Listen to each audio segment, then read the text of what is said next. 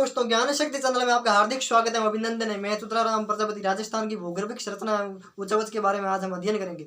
पिछले वीडियो में हमने राजस्थान की स्थिति विस्तार 7 पार्टों में लगभग कंप्लीट कर लिया है। उसके बाद हम राजस्थान की भूगर्भिक संरचना के बारे में अध्ययन करेंगे। उससे पहले मैं आपको बताना चाहूंगा कि ज्ञान शक्ति चैनल को सब्सक्राइब करें, लाइक करें, बेल आइकन दबाएं और सभी मित्रों साथियों के साथ में शेयर करें, ताकि उन्हें साथी मित्रों को भी अन्यतम ज्ञान मिल सके और हमें भी मोटिवेशन मिले, ताकि हम और अधिक से अधिक बेहतर कार्य करने का प्रयास करेंगे। तो शुरू करते हैं राजस्थान की भूगर्भिक संरचना के बारे में। उससे पहले आपको एक मोटिवेशनल कोट सुना देता हूँ कि दूसरों द्वारा की गई गलतियों से सीखो, दूसरों द्वारा की गई गलतियों से सीखो, खुद पर प्रयोग करने से उम्र कम पड़ जाएगी। अर्थात कोई दूसरा व्यक्ति गलती करते हैं, उससे सीखना चाहिए, उससे हमें सबक लेना चाहिए कि हम वापस ऐसी गलती नहीं दोहराएंगे, उस द्वारा की गई गलती से हम सीख लेंगे। तो शुरू करते हैं राजस्थान की भूगर्भिक संरचना।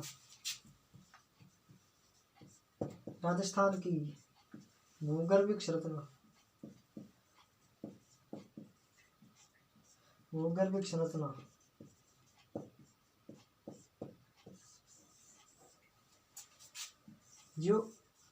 Geographic structure and relief. ठीक है, तो इसको 3 भागों में बांटते हैं हमें। पुराजीवी महाकल्प, पुराजीवी महाकल्प, मध्यजीवी महाकल्प, मध्यजीवी महाकल्प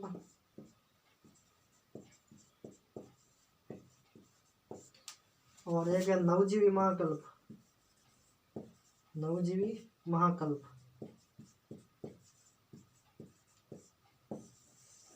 राजस्थान के संदर्भ में इन 3 महाकल्पों में बांट कर राजस्थान की भूगर्भिक संरचना के बारे में जानेंगे कि पुराजीवी महाकल्प में कौन कौन से क्षेत्रों में इन चट्टानों का निर्माण हुआ था, शैल समूह का निर्माण हुआ था। मध्यजीवी महाकल्प में किस किस क्षेत्र की चट्टानों शैल समूह का निर्माण हुआ था और नवजीवी महाकल्प में किस किस क्षेत्र की शैल समूह का निर्माण हुआ था। शुरू करते हैं। पहला पुराजीवी महाकल्प।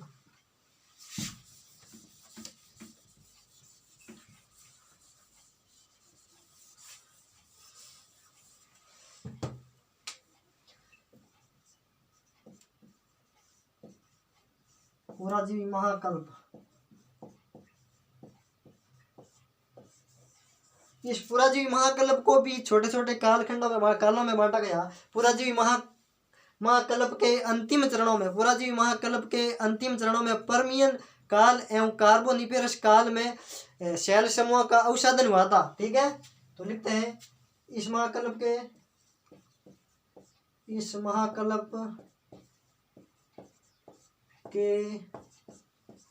अंतिम चरणों में,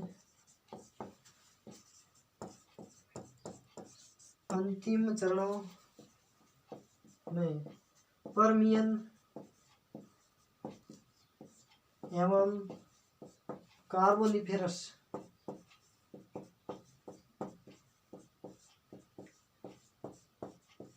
कार्बोनिफेरस काल में शैल समूह को या शैल बेडों का अवसादन हुआ था। अवसादन हुआ जो निम्न प्रकार है,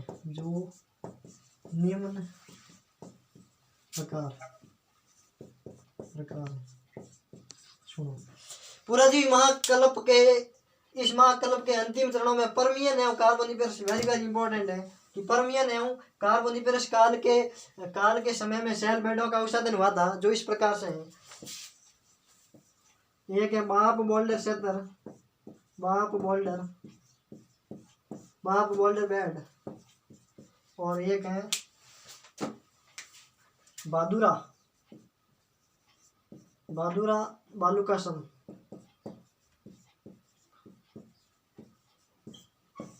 इन 2 जगह पर पुराजीवी महाकल्प के पर्मियन एवं कार्बोनिफेरस काल में शैल खंडों का निर्माण हुआ था, शैल समूह का। ठीक है, बाप बोल्डर क्षेत्र और बादुरा बालुकासम। तो शुरू करते हैं बाप बोल्डर क्षेत्र के बारे में। ये कहाँ पर स्थित है?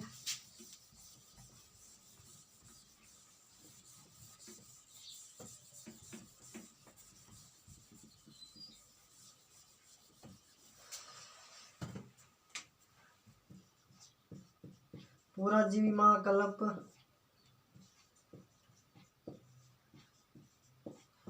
पुराजीवी महाकल्प में एक मिला है बाप बोल्डर क्षेत्र, बाप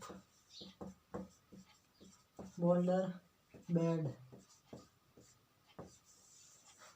यह जोधपुर जिले के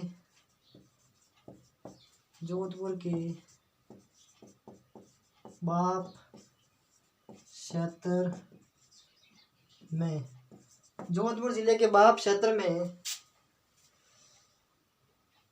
गोलाकार एवं अर्धगोलाकार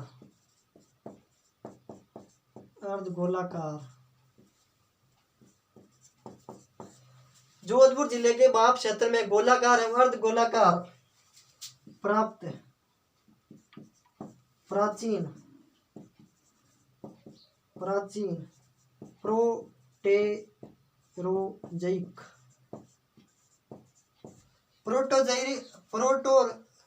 प्रोटेरोजोइक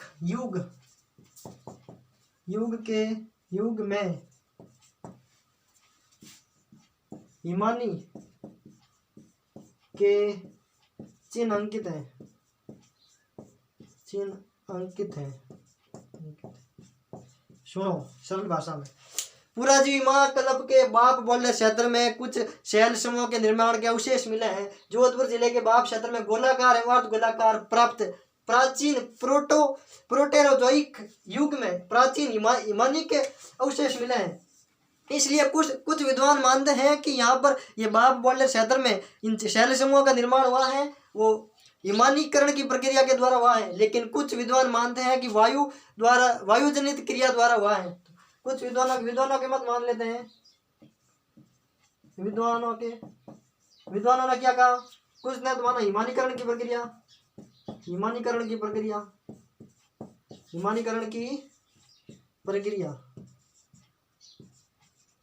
और कुछ ने माना है क्या? वायुजनित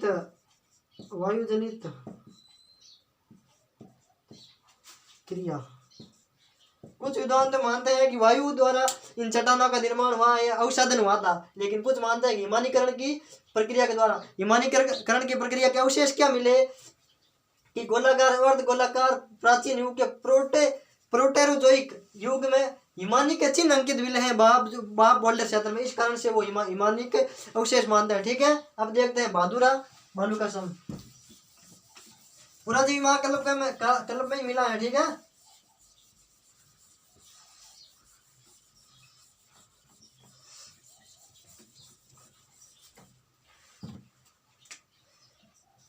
भादुरा, यहाँ पर जीवाश्म युक्त शैलखंडों के मिले हैं। जीवाश्म युक्त शैल समूह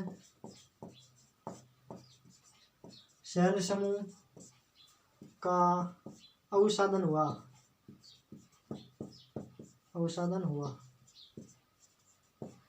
कहाँ पर?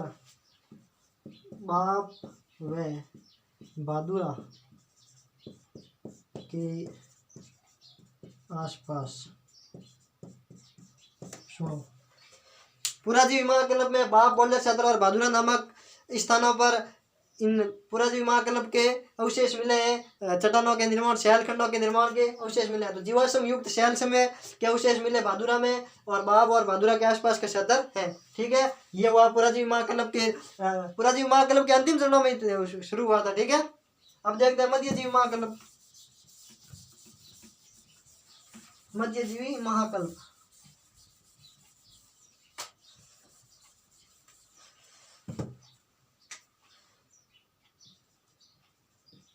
मध्यजीवी महाकल्प इसको भी दो भागों में बांटो। जुरेसिक काल,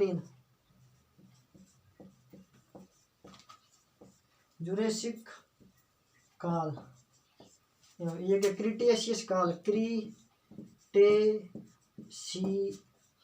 क्रिटेशियस काल। ठीक है, मध्यजीवी महाकल्प के जुरेसिक काल और क्रिटेशियस काल में शैल समूह के निर्माण की प्रक्रिया के कुछ अवशेष मिले हैं। तो शुरू करते हैं, क्रिटेशियस काल में किन किन जगह पर अवशेष मिले थे और जुरासिक काल में कहाँ कहाँ पर मिले थे। तो शुरू करते हैं जुरासिक काल में। जुरासिक काल में मिले थे एक तो बेडेसर श्रेणी, बेडेसर श्रेणी, दूसरी है बैसाख श्रेणी, बैसाख श्रेणी, तीसरा है जैसलमेर और चौथा है लाठी सीरीज, लाठी श्रेणी। सुनो, लाठी सीरीज से हमेशा कॉम्पिटेटिव एग्जाम में मुख्य रूप से सवाल पूछा जा सकता है। मध्यजीवी महाकल्प के इन दो कालों के अवशेष मिले हैं, जुरासिक काल एवं क्रिटेशियस काल। जुरासिक काल में बेडेसर श्रेणी, बैसाख श्रेणी, जैसलमेर श्रेणी और लाठी सीरीज से संबंधित शैल समूह के अवशेष मिले हैं। और क्रिटेशियस काल में देख लेते हैं, क्रिटेशियस काल में फतेहपुर, पारवार, इन जगह का अवशेष मिला है। एक है आकुर, इन तीन जगह के अवशेष मिले हैं। ठीक है, मध्यजीवी महाकल्प में जुरासिक काल और क्रिटेशियस काल में बांटा गया। जुरासिक काल में बेडेसर श्रेणी, बैसाख श्रेणी, जैसलमेर श्रेणी और लाठी सीरीज, इन चार जगह पर अवशेष मिले थे शैल समूह के। और क्रिटेशियस काल में फतेहपुर, पारवार और आकुर, ठीक है, यहाँ पर मिले थे। विशेष रूप से ध्यान रखना लाठी सीरीज का, मैं लिख देता हूँ। लाठी सीरीज क्या है? भूगर्भीय जलपट्टी, भूगर्भीय जलपट्टी, भूगर्भीय जलपट्टी वेरी इंपॉर्टेंट है। लाठी सीरीज क्या है? भूगर्भीय जलपट्टी है। वो भूगर्भ में संरचना, पृथ्वी की संरचना में ये मुख्य रूप से चट्टानों के निर्माण में महत्वपूर्ण है लाठी सीरीज। और जैसलमेर में आकलवुड फॉसिल पार्क के अवशेष मिले थे। ठीक है, वो भी इन चट्टानों के यहीं पर अवशेष मिले थे, जीवाश्मों के, आकलवुड फॉसिल पार्क। ठीक है, और क्रिटेशियस फतेहपुर और पारवार, आकुर। ठीक है, अब देखते हैं नवजीवी महाकल्प।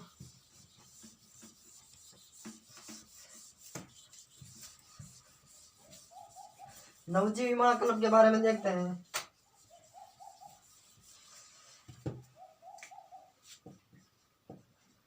नवजीवी महाकल्प,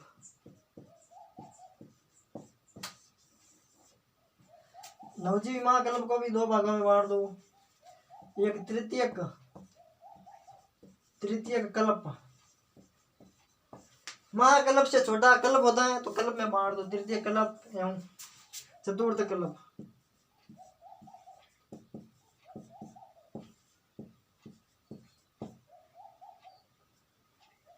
ठीक है, तृतीय महाकल्प और चतुर्थ महाकल्प में नवजीवी महाकल्प को बांटा गया तृतीय कल्प और चतुर्थ कल्प में। तो अब शुरू करते हैं तृतीय कल्प।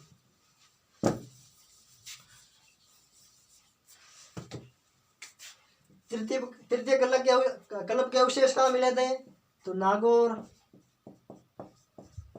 नागौर, बीकानेर,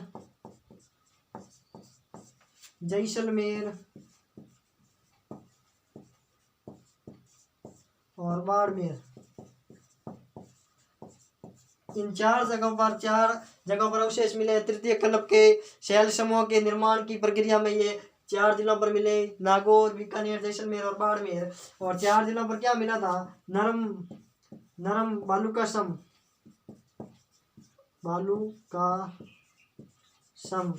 जीवाश्म युक्त चूनापत्र, जीवाश्म युक्त चूनापत्र, बेंटोनिक मृदा,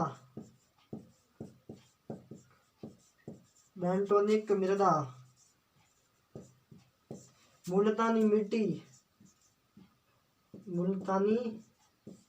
मिट्टी और लिग्नाइट।